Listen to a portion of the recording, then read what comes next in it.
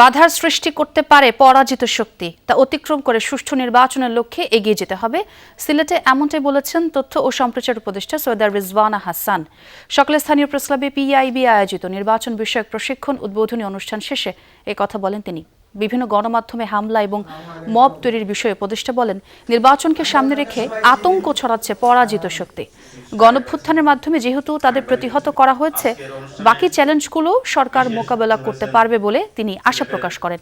এর আগে প্রশিক্ষণ উদ্বোধনকালে উপদেষ্টা আরও বলেন, সুষ্ঠু ভোটের পাশাপাশি জনগণের ব্যাপক অংশগ্রহণে গণভোট এবং প্রার্থী নির্বাচন চায় সরকার। নির্বাচনটা আয়োজন করছি একটা গণ অভ্যুত্থানের শক্তির উপর দাঁড়িয়ে।